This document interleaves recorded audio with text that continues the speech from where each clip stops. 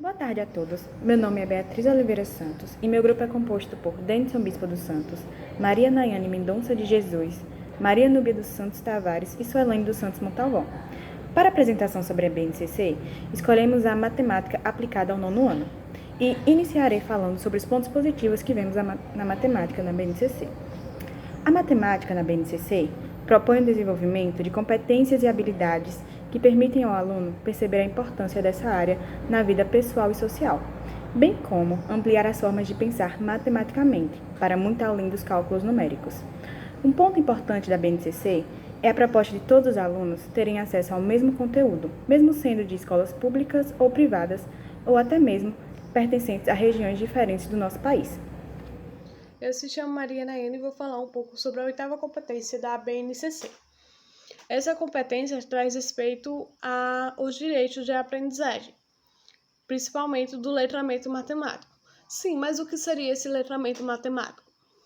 Esse letramento matemático está relacionado principalmente à capacidade dos estudantes de planejar, empregar, interpretar e formular a matemática em diversos contextos, principalmente no contexto cotidiano.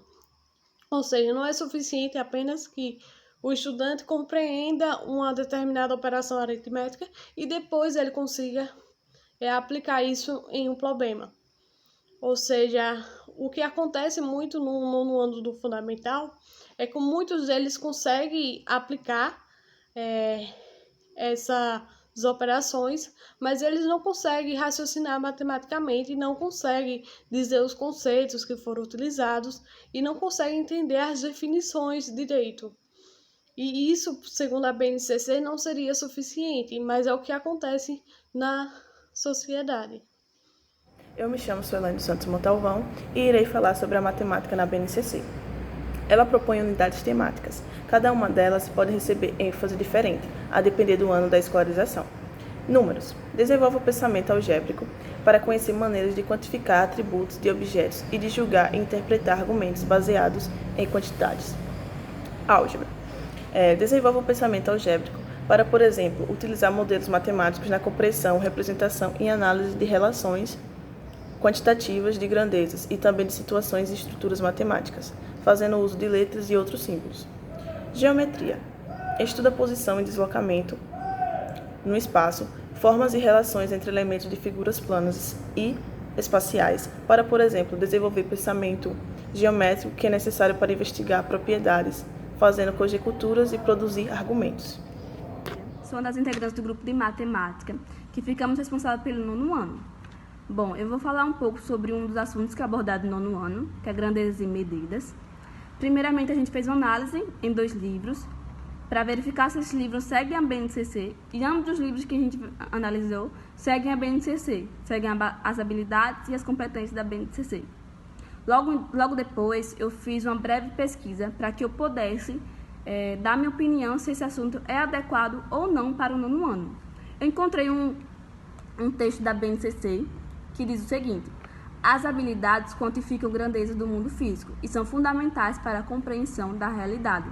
Assim, a unidade temática de grandezas e medidas, ao propor o estudo das medidas das relações entre elas, ou seja, das relações métricas, favorece a integração da matemática a outras áreas de conhecimento, como ciência, que estuda a densidade, grandeza e escala do sistema solar, energia elétrica, entre outras, ou geografia, que estuda coordenadas geográficas, densidades demográficas, escalas de mapas e guias, entre outras. Essa unidade temática contribui ainda para a consolidação e ampliação da noção de número, a aplicação de noções geográficas e a construção do pensamento algébrico. Assim, eu pude formar minha opinião que esse assunto é importante que seja dado antes do nono ano. Como ele é importante em outras disciplinas, como foi citado Geografia e Ciência, é importante que ele seja dado, por exemplo, no 6º ano, para que esses alunos tenham um grande desempenho tanto na matemática quanto nessas outras disciplinas que foi citado.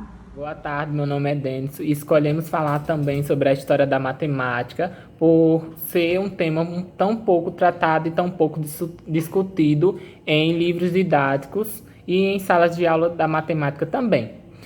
Para que os livros didáticos apareçam em guias do PNLD, eles devem satisfazer alguns pré-requisitos e a